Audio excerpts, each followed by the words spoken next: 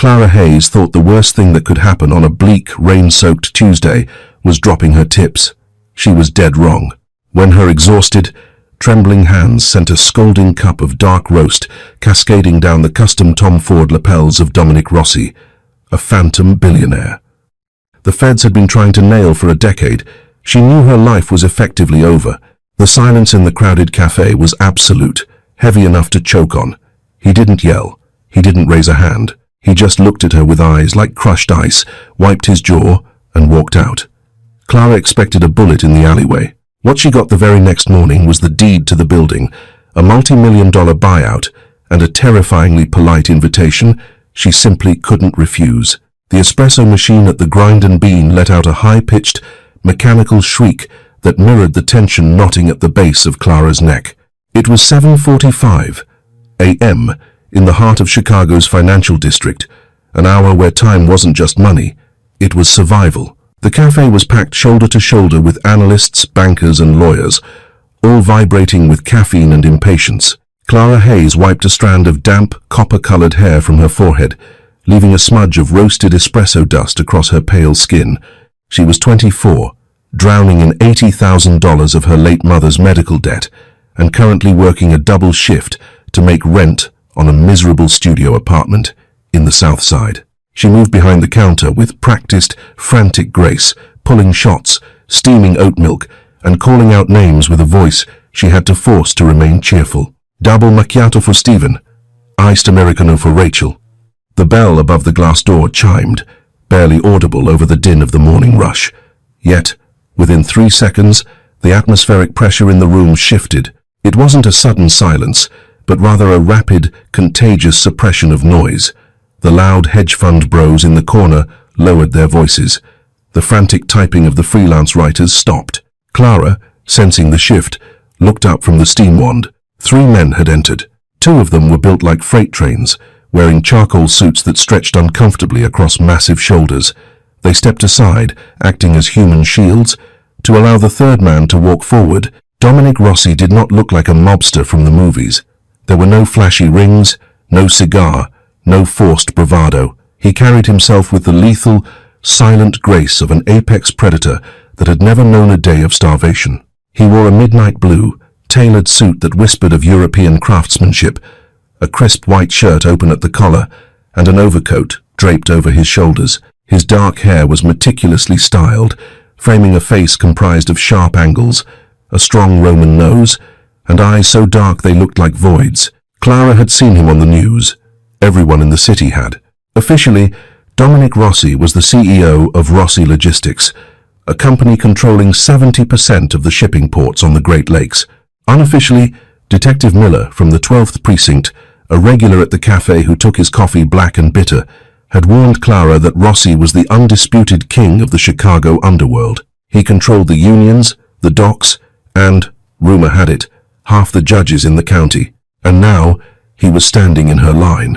"Hey, Clara, Sarah," the shift manager whispered, her voice trembling so hard the syrup bottles rattled on the counter. "You take the register. I can't." Before Clara could protest, Sarah had practically bolted to the back room, leaving Clara exposed. Clara swallowed hard, wiping her hands on her apron. As Rossi approached the counter, the customers in front of him miraculously decided they were running late, abandoning their spots in line. He stepped up. The scent of him expensive cedarwood, cold rain, and something inherently metallic and dangerous overpowered the smell of roasted coffee. "Good morning," Clara managed to say, her voice cracking slightly. She cleared her throat. "What can I get for you, sir?" Rossi didn't look at the menu. He looked at her. His gaze was analytical, cold, and entirely unreadable. He noted the smudge of coffee on her forehead, the frayed collar of her uniform, and the slight tremor in her hands. "A large black coffee," Rossi said. His voice was a low, resonant baritone, incredibly calm, but carrying a weight that demanded absolute attention. "No sugar, no room for milk." "Right away," Clara said, turning to the heavy industrial brewers behind her. Her hands were shaking. She told herself to breathe, to just pour the coffee and hand it over. It was just coffee, but her mind betrayed her. Flashing images of the brutal news reports a rival businessman found at the bottom of the harbor, a warehouse fire that left no evidence. She grabbed the largest paper cup, her fingers slipping slightly on the smooth cardboard. She filled it to the brim with the darkest roast they had, placed a plastic lid on top, and turned back around. "That will be $4.50, she said, stepping toward the counter. One of the giant men flanked to Rossi's left reached into his jacket, presumably for a wallet. Rossi raised a single finger, and the man froze instantly. Rossi reached into his own coat pocket. As Clara leaned forward to place the cup on the counter, her worn-out, non-slip shoe found the single patch of wet tile that hadn't been mopped properly. Her ankle rolled, time dilated. Clara gasped as her center of gravity vanished. She lunged forward to catch her balance, her hand squeezing the paper cup. The flimsy lid popped off under the pressure. 16 ounces of 200-degree, scalding black coffee erupted from the cup. It didn't just splash. It cascaded in a dark, violent arc directly onto the chest of Dominic Rossi's bespoke midnight blue suit, soaking through the silk tie and into the crisp white shirt beneath. The cup hit the floor with a wet slap. The silence that fell over the cafe this time was absolute. The espresso machine hissed quietly in the background, sounding unnervingly like a ticking bomb. Clara was frozen, her hands still suspended in the air. Her heart hammered against her ribs like a trapped bird. She slowly raised her eyes from the dark, spreading stain on his chest to his face. The two bodyguards reacted instantly. One stepped forward, his hand slipping inside his jacket to rest on something heavy and metallic. Rossi didn't flinch. He didn't scream from the burn, though the coffee was fresh from the boiler. He simply stood there, a dark stain ruining a suit that cost more than Clara made in 2 years. Clara choked, tears of sheer terror pricking the corners of her eyes. "I am so sorry. Oh my God, I am so sorry. I slipped. I'll pay for the cleaning. I'll buy you a new shirt. Rossi raised his hand again. The bodyguard stopped. The entire room stopped. He looked down at his ruined suit, then back up at Clara. His dark eyes locked onto her terrified green ones. He didn't look angry. He looked intensely curious. "You will buy me a new suit, Clara?" he asked. He had read her name tag. Hearing her name in his low, dangerous voice sent a cold shiver down her spine. Yes, sir. Whatever you need. I'm so incredibly sorry." Rossi reached onto the counter, grabbed a handful of thin brown napkins, and casually dabbed at his soaked lapel. It did nothing. He dropped the wet napkins onto the counter. "Keep your money, Clara," Rossi said softly. The quietness of his voice was somehow more terrifying than if he had screamed. He turned his head slightly toward his men. "We're leaving." Without another word, without demanding a refund, without a threat, Dominic Rossi turned and walked out the door, his men trailing closely behind like shadows. Clara stood frozen behind the register for a full 5 minutes, waiting for the trembling in her knees to stop. She knew, with absolute, horrifying certainty, that men like Dominic Rossi did not just walk away from disrespect. She had just signed her own death warrant. Clara didn't sleep a wink that night. Every time a car drove past her ground-floor apartment, every time the pipes groaned, she expected the door to be kicked in. She packed a small duffel bag with her meager belongings, contemplating fleeing to her aunt's house in Ohio. But the crushing reality of her bank account, a depressing negative $14, kept her anchored to her worn-out mattress. When her alarm went off at 5 a.m., she felt like a prisoner walking to the gallows. She put on her uniform, took the L train into the city, and walked the 3 blocks to the grind and bean, jumping at every shadow in the alleyways. She fully expected to find the cafe burned to the ground. Instead, as she rounded the corner onto LaSalle Street, she saw the lights on. However, the heavy steel security gate was pulled halfway down, and a sign taped to the glass read, "Closed for private event." Clara frowned. The cafe never closed.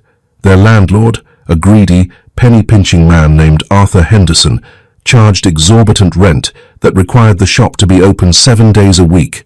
She ducked under the gate and unlocked the door. Inside, the cafe was unrecognizable. The tables had been pushed to the walls. In the center of the room, sitting at the only table left in place, was a man Clara had never seen before. He wore a sharp grey suit, silver wire-rimmed glasses, and had an open leather briefcase resting in front of him. Standing nervously by the pastry case was Arthur Henderson, the landlord, clutching a manila envelope and sweating profusely. Sarah, the manager, was sitting on a stool near the back, looking completely pale. "What's going on?" Clara asked, clutching her purse to her chest. The man in the grey suit looked up, adjusting his glasses. "Ah, Clara Hayes. Exactly on time. Please, come in. Lock the door behind you." "Who are you?" Clara asked, her voice tight with panic. She looked at her landlord. "Mr. Henderson. Am I fired?" Arthur Henderson swallowed hard, wiping his brow with a handkerchief. "I don't own the building anymore, Clara. I sold it." "Sold it? Overnight?" "At 3 a.m., to be precise," the man in the grey suit said smoothly. He stood up, offering a polite but sterile smile. "My name is Silas Vance. Apologies. Silas Sterling. I am the legal counsel for Rossi Real Estate Holdings." The name dropped like a lead weight in Clara's stomach. Rossi. Mr. Rossi was very taken with the architecture of this building following his brief visit yesterday. Silas continued, gesturing to the exposed brick walls. He decided he wanted it. And when Mr. Rossi wants something, he acquires it. Mr. Henderson here received a cash offer at his home in the middle of the night that was 3 times the market value. He signed the deed over 2 hours ago. Clara couldn't breathe. He bought the building. Because she spilled coffee on him, he bought the entire damn building. This wasn't just revenge. This was a total psychological dismantling of her life. "So," Clara said, her voice shaking, "you bought the building to fire me? To kick us out?" "Quite the contrary," Silas said, pulling a thick stack of papers from his briefcase. "Mr. Rossi has no intention of closing the Grind and Bean. In fact, he wants to elevate it. Mr. Henderson is officially relieved of his duties as landlord, and the current corporate owners of this franchise have been bought out." Silas turned his cold, calculating eyes to Clara. "Mr. Rossi owns this cafe now, exclusively, and he has issued new employment contracts." Silas slid a heavy, expensive-looking document across the table. "Sarah," Silas said, looking at the terrified manager, "you will receive a severance package equal to 3 years of your salary, effective immediately. You are free to go." Sarah gasped, clapping a hand over her mouth. 3 years? She looked at Clara, torn between relief and guilt, before practically running out from behind the counter, grabbing her coat and fleeing the cafe. Clara stood alone. The silence in the room was deafening. "And me?" Clara asked, her voice barely a whisper. "What's my severance?" Silas smiled, a thin, humorless stretching of his lips. "You do not get severance, Miss Hayes. Mr. Rossi does not wish to terminate your employment." Silas tapped the contract on the table.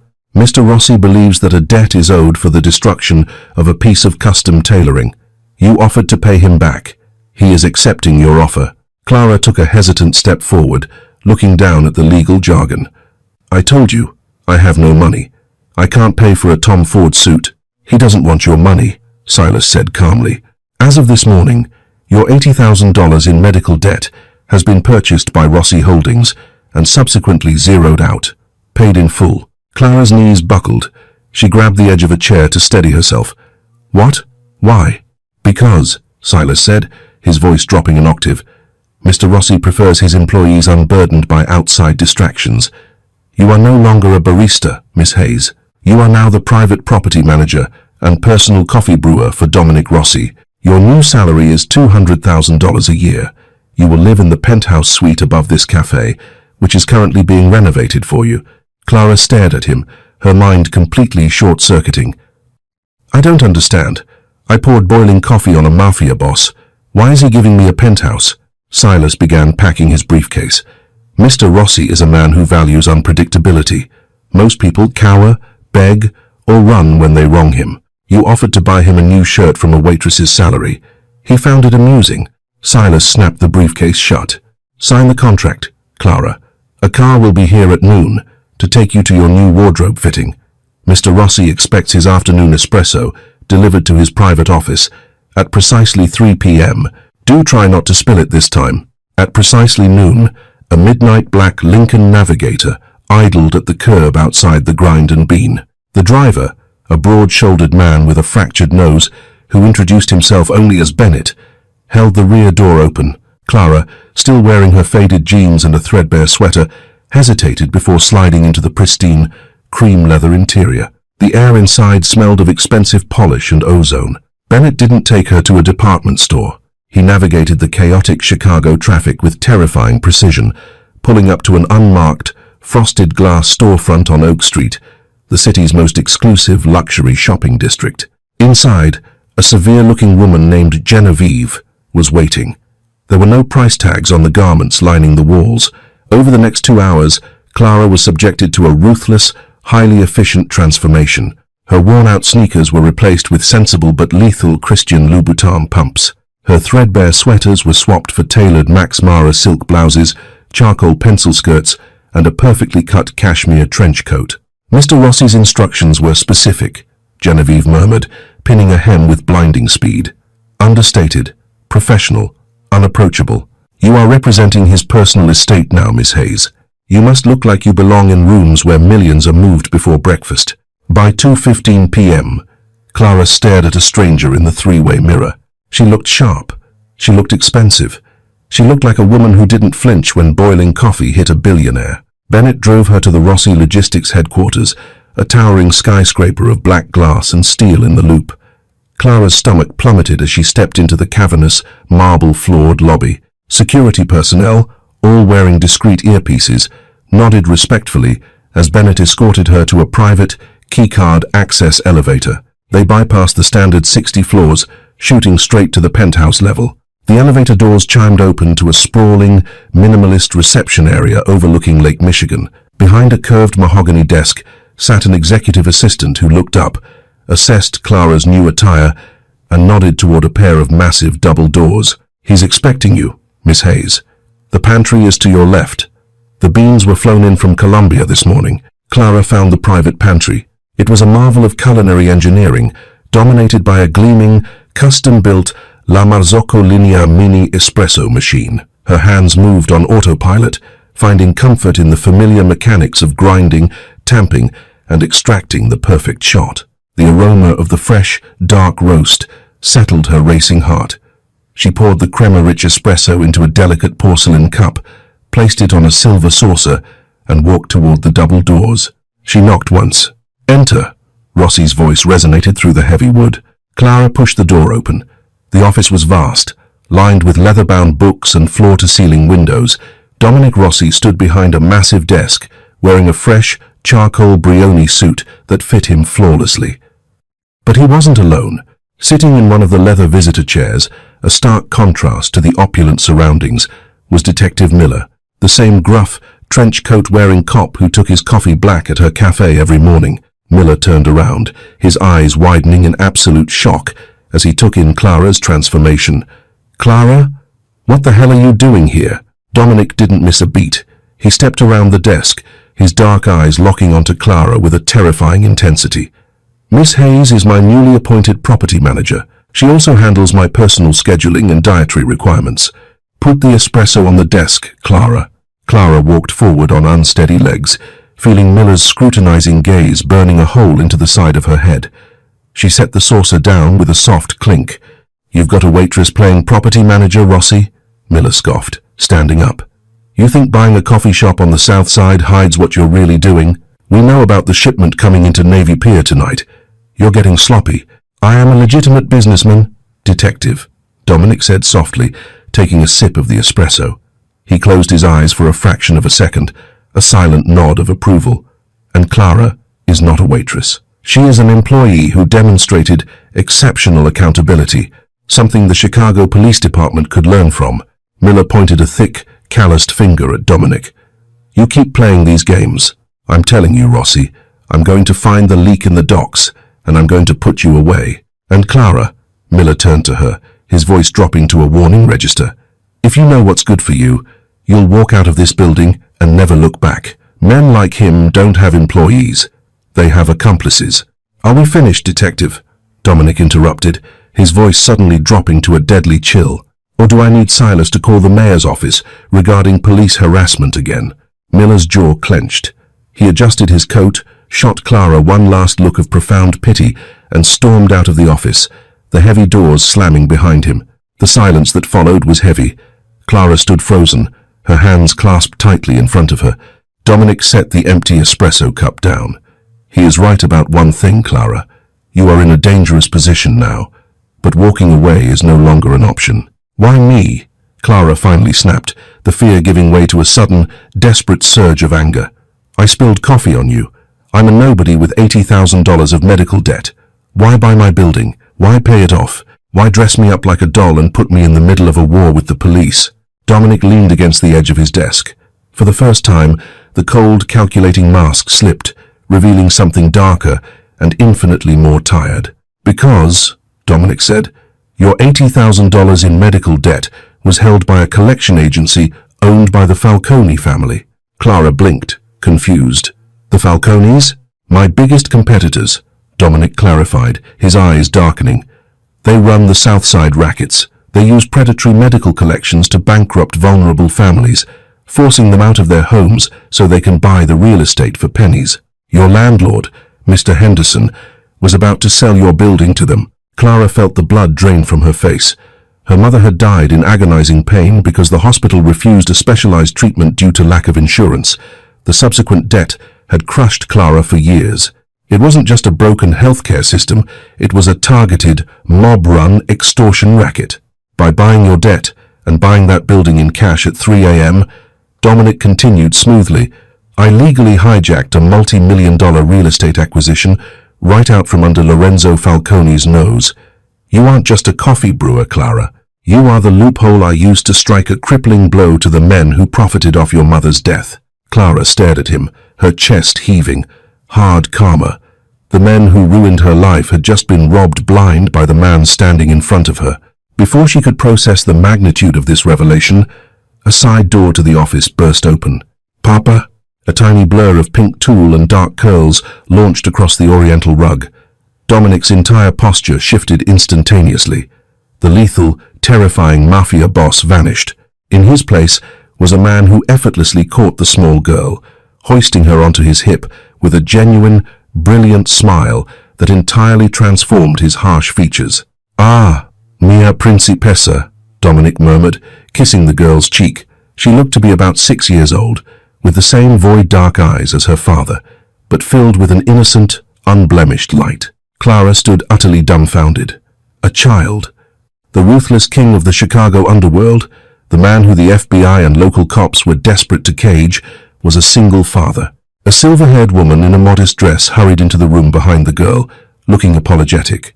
I am sorry, Mr. Rossi. She finished her tutoring early and insisted on coming down to see you. It's perfectly fine, Maria, Dominic said gently. He turned his attention back to his daughter, then noticed her staring wide-eyed at Clara. Papa, who is that?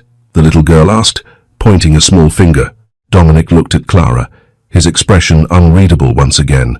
Sophia, this is Miss Clara. She makes the best coffee in Chicago, and she is going to be helping us manage the new properties. Sophia tilted her head, studying Clara with intense, unsettling focus. Then, she wriggled out of her father's arms, landing softly on the carpet, and padded over to Clara. Clara instinctively dropped to one knee so she was eye-level with the child. Do you like hot chocolate? Sophia asked seriously. Clara blinked, a small, genuine smile breaking through her anxiety. I do, especially with extra marshmallows. Sophia nodded approvingly.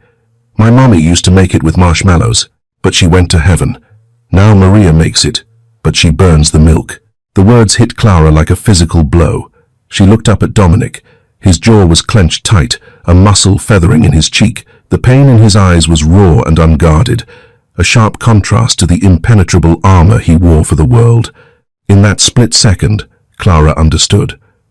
The rumors of the warehouse fires, the ruthless business tactics, the absolute control over his empire, it wasn't just about greed, it was about protection. He had lost his wife, likely to the very violence Detective Miller was investigating, and he was building an unassailable fortress around his daughter. Well, Clara said softly, turning her attention back to Sophia, I happen to be an expert at steaming milk. Not a single burn. Next time you visit, I'll make you the best hot chocolate in the city. Sophia beamed, showing a missing front tooth, and ran back to Maria. See you later, Clara, she chirped, before Maria ushered her back out the side door. Once the door clicked shut, the heavy silence returned, but the dynamic in the room had fundamentally shifted. Clara was no longer just a pawn, and Dominic was no longer just a monster. They had seen each other's exposed nerves. Dominic walked slowly behind his desk, leaning heavily against the high-backed leather chair. "My wife, Isabella, was killed 3 years ago," Dominic stated, his voice devoid of emotion, though the tension in his shoulders betrayed him. "A car bomb meant for me." Lorenzo Falcone gave the order.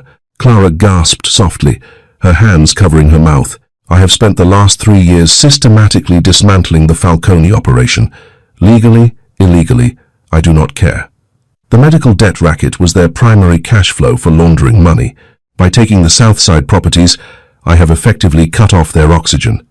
Dominic looked up, his gaze piercing her. But Lorenzo is a desperate man, and desperate men are unpredictable. "So, I'm bait," Clara whispered, the terrifying reality setting in. "You put me in a penthouse, you dress me in designer clothes, so Lorenzo thinks I matter to you. You want him to come after me?" "No," Dominic said sharply, his voice cracking like a whip. "If I wanted bait, I would have hired a professional.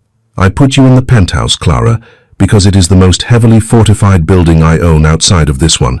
You are safe there." He took a slow step toward her, closing the distance between them until Clara had to tilt her head up to meet his eyes. He smelled of cedarwood, expensive silk, and the dark roast coffee she had just brewed. "You inadvertently helped me avenge my wife, Clara," Dominic said, his voice dropping to a low, intimate murmur that sent a shiver down her spine. "By spilling that coffee, you delayed my departure from your cafe just long enough for my men to intercept a Falcone scout watching the perimeter. You saved my life yesterday." Clara's breath hitched. "I didn't know." "I know you didn't," Dominic replied. He reached out, his large, calloused hand hovering for a fraction of a second before he gently tucked a stray copper curl behind her ear. His touch was shockingly warm, electric against her skin. "But in my world, debts are paid in blood or in loyalty. I paid your financial debt. Now, I require your loyalty." "What do you want me to do?" Clara asked, her heart hammering wildly against her ribs, completely trapped in the gravitational pull of this terrifying, broken man. "Everything Silas put in that contract is real," Dominic said, stepping back, the professional mask slamming back into place. "You will manage the Southside properties. You will ensure the tenants are treated fairly, no more Falcone tactics. But more importantly, you will keep your eyes open. Lorenzo will try to retaliate for the loss of his territory. Detective Miller will try to use you to get to me. You will speak to no one about what happens in this office. Do you understand?" Clara straightened her posture, the expensive silk blouse feeling like a suit of armor. She thought of her mother, crushed by Lorenzo Falcone's greed. She thought of little Sophia, growing up without a mother because of that same man's violence. And she thought of Dominic Rossi, a man the city viewed as a villain, who was the only one actually fighting back. "I understand, Mr. Rossi," Clara said firmly. Dominic's lips twitched into the ghost of a smile. "Good. Now, go back to your penthouse. Bennett will drive you. Rest, Clara. Because tomorrow, we begin the hostile takeover of Lorenzo Falcone's remaining assets, and you are going to help me do it." The heavy brass espresso tamper felt different in Clara's hand now. It wasn't just a tool of her grueling, minimum-wage existence anymore. It was an anchor. 3 days had passed since she signed Silas Sterling's contract, and her world had violently shifted on its axis.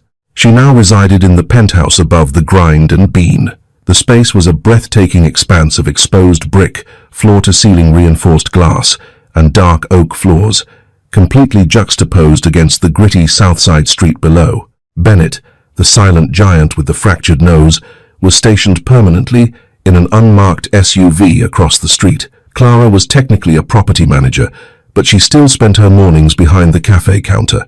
It grounded her. It gave her an alibi. And, as Dominic had pointed out, it was the perfect vantage point to watch the neighborhood. It was a dreary Thursday afternoon. The post-lunch rush had died down, leaving only a few college students studying in the corner booths. Clara was wiping down the steam wand when the chime above the door rang out. The 3 men who walked in did not belong in a boutique coffee shop. They wore cheap leather jackets that smelled faintly of stale cigarette smoke and damp wool. The man in the center, a wiry guy with a jagged scar cutting through his left eyebrow, had Predator written in the aggressive slump of his shoulders. Clara recognized him instantly from the neighborhood Jimmy the Rat O'Connor. He was a low-level enforcer for Lorenzo Falcone, the man responsible for her mother's ruin. Jimmy strutted to the counter, entirely ignoring the menu board. He slammed a thick, grimy manila envelope onto the polished quartz. "Where's Henderson?" Jimmy demanded, his voice a raspy bark that made the students in the corner look up in alarm. Clara meticulously folded her damp rag and placed it beneath the counter. Her heart was suddenly doing double time, but the bespoke Max Mara silk blouse she wore felt like a layer of Kevlar. She remembered Dominic's cold, unyielding posture. She borrowed it. "Mr. Henderson is no longer the owner of this building," Clara said smoothly, her voice betraying none of her internal panic. "He sold the property. I am the new property manager." Jimmy laughed, a harsh, grating sound. He looked back at his two muscle-bound companions, who smirked on cue. "Is that a joke, sweetheart? Henderson owes the Falcone family 30 grand in neighborhood protection fees. He doesn't get to just sell the building and skip town." "The transaction was entirely legal and finalized," Clara replied, keeping her hands flat on the counter so they wouldn't see the slight tremor in her fingers.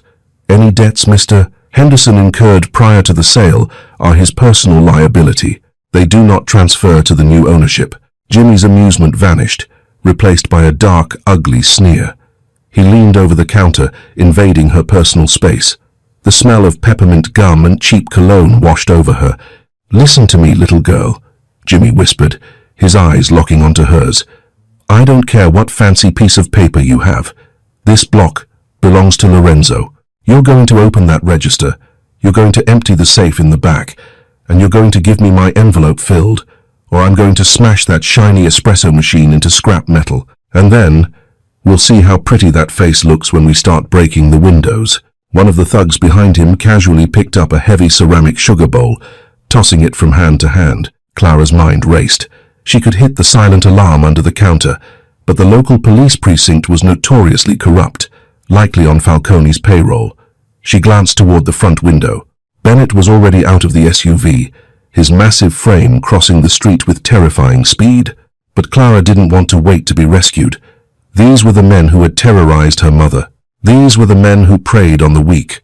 "Put the sugar bowl down," Clara said. Her voice didn't shake.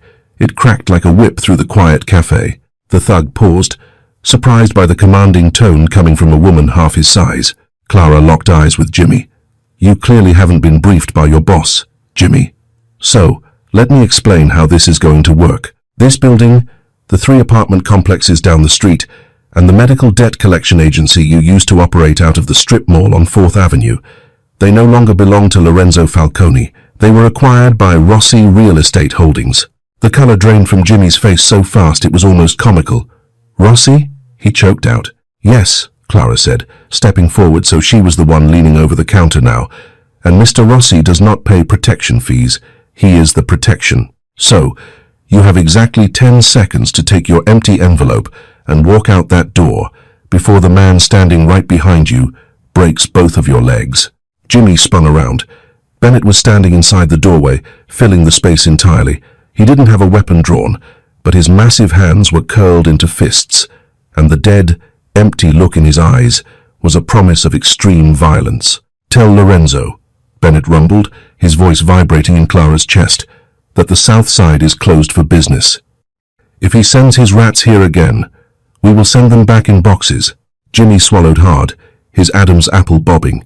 Without another word, he snatched the manila envelope off the counter and shoved his way past his own men, practically sprinting out the door.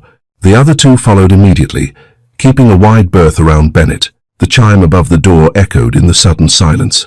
Clara's knees finally gave out. She grabbed the edge of the counter, letting out a long, shaky breath she hadn't realized she was holding. Bennett walked over, his expression softening just a fraction. "You handled that well, Miss Hayes," Bennett said quietly. "But next time, let me handle the trash." "They ruined my family, Bennett," Clara whispered, staring at the empty street. "I needed to say it." "I know," Bennett replied. "The boss knows too. But the war just went from cold to hot. Lorenzo won't let this disrespect stand." The storm hit Chicago just after midnight. Thunder rattled the reinforced glass of Clara's penthouse, and rain lashed against the city in heavy, grey sheets. Clara was sitting on her plush velvet sofa, a half-empty mug of chamomile tea growing cold on the coffee table. She was reviewing tenant leases, explicitly searching for any predatory clauses left over from the Falcone days, intent on nullifying them. Hard karma was a dish best served via legal eviction notices to corrupt landlords. A sharp, rhythmic knock at her private elevator door made her jump. Only 2 people had the keycard access to bypass the lobby and come straight up: Bennett and Dominic. Clara tightened her silk robe around her waist, walking cautiously to the door. She checked the security monitor. It was Dominic. She pressed the release button, and the heavy steel door slid open. Dominic Rossi stepped into her apartment, and for the first time since she had met him, the impeccable, unshakable Mafia boss looked thoroughly dismantled. His bespoke midnight blue suit, a replacement for the one she had ruined, was soaked through, clinging to his broad shoulders. His tie was gone, his collar ripped open, but what made Clara gasp was the blood. A dark, crimson stain was rapidly spreading across the left side of his crisp white shirt, just below his ribs. His knuckles were bruised and split open, dripping red onto her pristine hardwood floor. "Dominic," Clara breathed, dropping the professional honorifics instantly. He leaned heavily against the doorframe, his dark eyes cloudy with pain and exhaustion. "I apologize for the intrusion, Clara. Bennett is dealing with a complication at the docks. I needed a secure location." "You need a hospital," Clara said, rushing forward to support his weight. He was incredibly heavy, muscle and bone dense like iron. "No hospitals," Dominic gritted out, wincing as she guided him toward the leather armchair in the center of the living room. "Hospitals ask questions, and they are crawling with Miller's informants." Clara eased him into the chair. Her mother's prolonged illness had taught her more about trauma care and wound management than she ever wanted to know. She sprinted to the extravagant master bathroom, grabbing the heavy, military-grade first aid kit. Silas had insisted on stocking in her cabinets. When she returned, Dominic had managed to shrug off his ruined suit jacket. He was attempting to unbutton his blood-soaked shirt with shaking fingers. "Stop! Let me," Clara ordered, her voice firm. She didn't wait for permission. She batted his hands away and quickly undid the buttons, peeling the wet fabric back. The wound was ugly, a deep, jagged slice across his left oblique.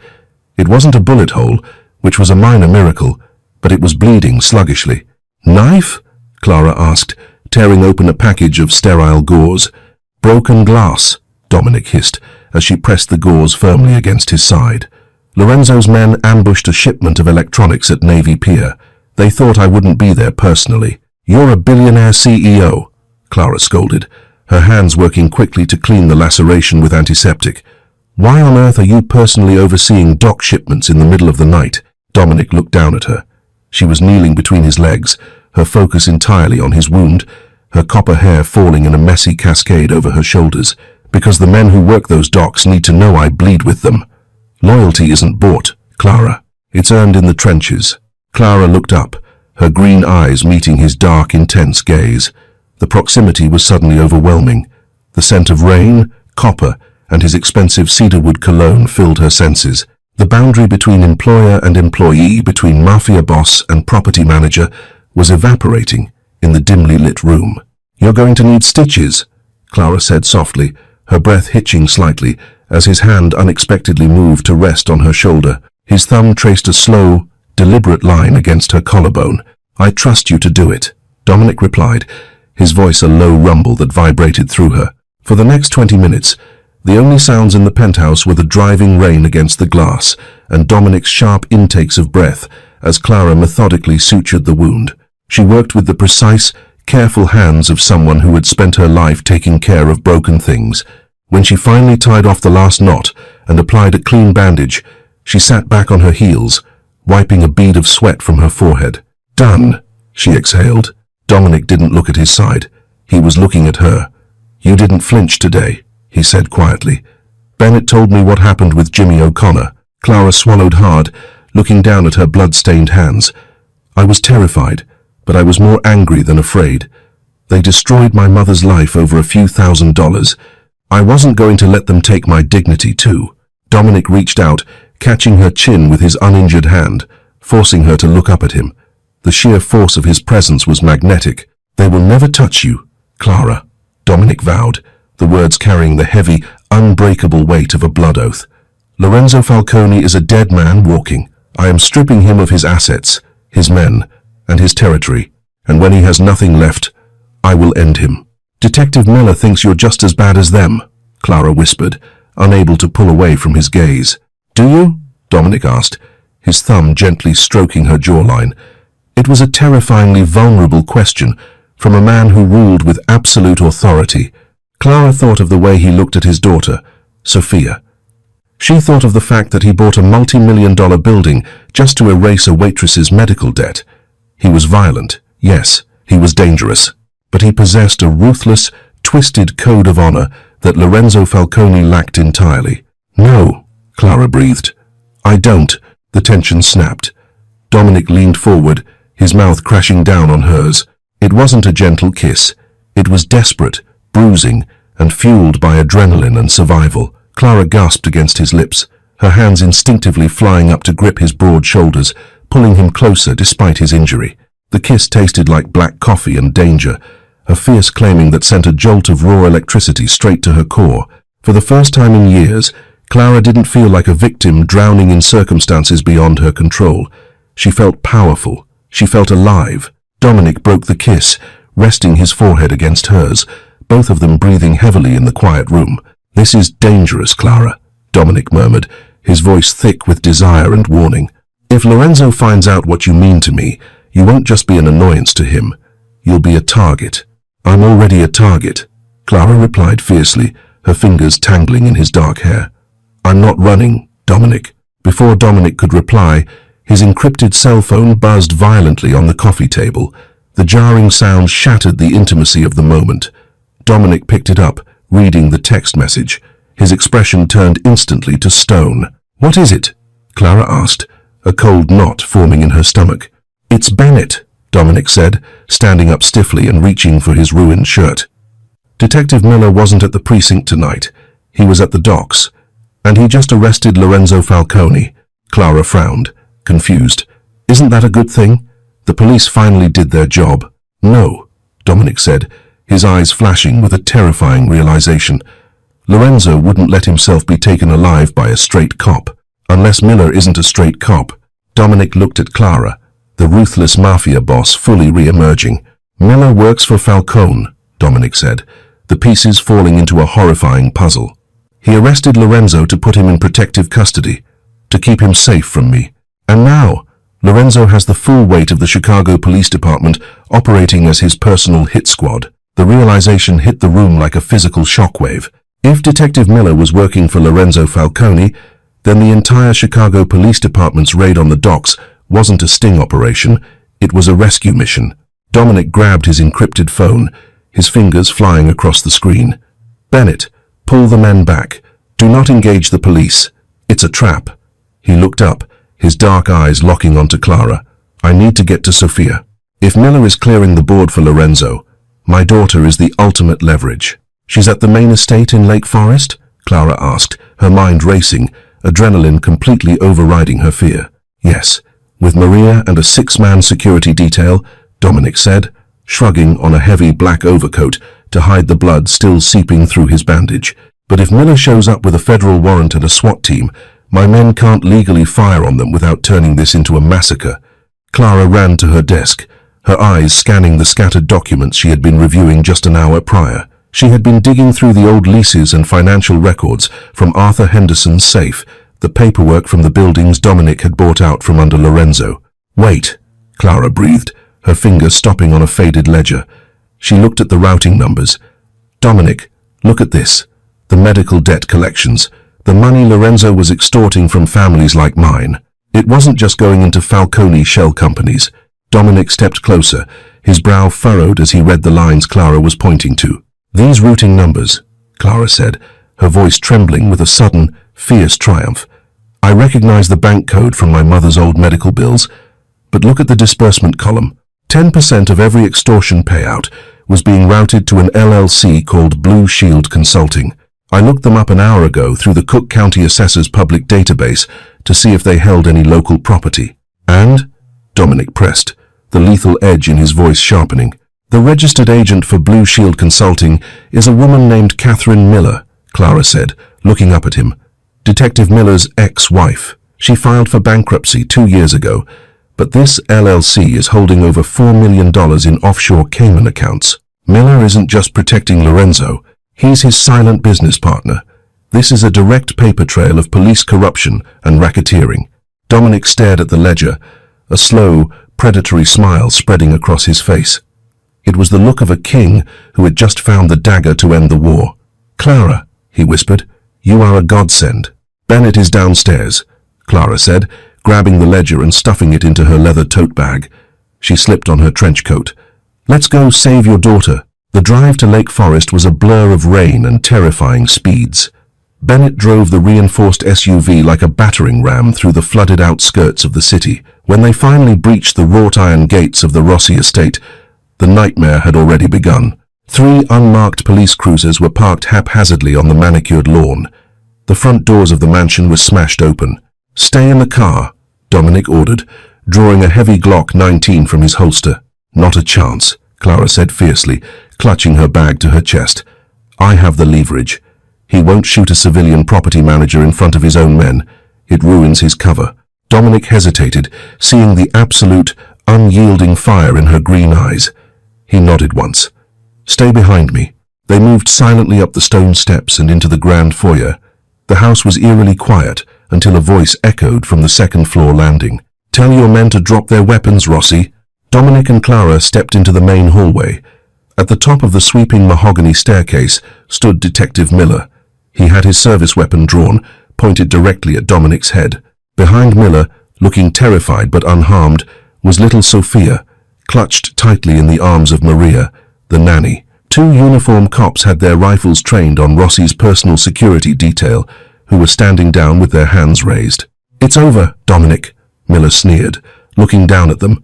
"We have a warrant for your arrest regarding the shootout at the docks tonight, and Child Protective Services is on their way to take the girl. She's going into state custody." Dominic's jaw locked, the muscles standing out in sharp relief. "You lay a hand on my daughter, Miller, and there won't be a hole deep enough for you to hide in." "Big words from a dead man," Miller scoffed. "Lorenzo sends his regards." "Detective Miller," Clara shouted, stepping out from behind Dominic's broad shoulders. Miller blinked, visibly thrown off by her presence. "Clara, are you insane? Get out of here before you catch a stray bullet." "I'm not going anywhere," Clara said, her voice ringing out clearly in the cavernous hall. She reached into her tote bag and pulled out the thick ledger, holding it up. "I spent the evening reviewing the financial acquisitions of Rossi Real Estate Holdings. Specifically, the medical debt collection agency you and Lorenzo Falcone ran into the ground." Miller's smug expression faltered. The 2 uniformed cops exchanged confused glances. "I have the routing numbers, Detective," Clara continued, taking a slow step up the first stair. "I have the disbursement logs showing exactly how much blood money was funneled into Blue Shield Consulting. I know about the Cayman accounts. And more importantly, on the drive over here, I emailed the entire unredacted ledger to the FBI's Public Corruption Unit in Washington, D.C., bypassing your local precinct entirely." Silence slammed into the room. "You're bluffing," Miller snarled, his hands shaking slightly as he kept the gun trained on Dominic. "Am I?" Clara challenged, her chin held high. "My mother died because of that extortion ring. Do you really think I wouldn't burn my own life to the ground to see the men responsible rot in federal prison?" "The FBI is already looking at your ex-wife's accounts, Miller. If you shoot Dominic Rossi tonight, you aren't a cop making a bust. You're a desperate, exposed cartel partner committing murder to cover up a federal RICO violation. And your men, here," she gestured to the 2 cops, "will go down as accomplices to first-degree murder." The 2 uniformed officers slowly, almost imperceptibly, lowered their rifles. They had signed up for a paycheck from Miller, not a federal indictment and a lethal injection. "Drop it, Miller," Dominic said, his voice a low, lethal vibration. "You've lost. The feds are coming for Lorenzo, and they are coming for you." Miller looked trapped. He looked at the ledger in Clara's hand, then at the lowered weapons of his backup. The illusion of his authority shattered completely. Slowly, trembling with a mixture of rage and defeat, Miller placed his service weapon on the floor and kicked it down the stairs. Dominic's men moved instantly, rushing up the stairs to secure Miller and the 2 cops. "Papa!" Sophia broke free from Maria's grasp and sprinted down the stairs. Dominic dropped his weapon, falling to his knees and catching his daughter in a crushing embrace. He buried his face in her dark curls, his broad shoulders shaking with silent, overwhelming relief. Clara watched them, a profound sense of peace washing over her. The ghost of her mother's debt, the terror of Lorenzo Falcone, the helplessness of her past. It was all finally gone. After a long moment, Dominic stood up, holding Sofia securely in his arms. He looked at Clara. The cold, unreadable Mafia boss was entirely absent. In his eyes, there was only raw, unvarnished devotion. He walked over to her, closing the distance until they were inches apart. Sofia reached out, her small hand grabbing Clara's trench coat. "You saved us," Sofia whispered. Clara smiled, tears finally spilling over her lashes. "No, sweetie, we saved each other." Dominic leaned in, his forehead resting against Clara's. "I told you I require loyalty." "Clara Hayes," he murmured softly, so only she could hear. "But you have given me my life. How do I ever repay that?" Clara looked up into his dark eyes, the terrifying, beautiful gravity of the man pulling her in completely. She smiled, her hands resting flat against the lapels of his ruined coat. "Well, Mr. Rossi," Clara whispered, "I suppose you could start by buying me a cup of coffee." And that is how one spilled cup of coffee completely dismantled a corrupt empire. Clara went from drowning in medical debt to becoming the untouchable queen of the Chicago underworld, proving that the strongest weapon in the room isn't always a gun. Sometimes it's a brilliant mind and a ledger. Dominic Rossi may have bought her building, but Clara ended up owning his heart. If you love this story of hard karma, revenge, and a mafia romance with real-life stakes, smash that like button. It helps the channel grow so we can bring you more high-stakes drama. Share this video with someone who loves a fierce, intelligent female lead. And don't forget to subscribe and hit the bell icon so you never miss a twist. Drop a comment below. What would you have done if you found that ledger?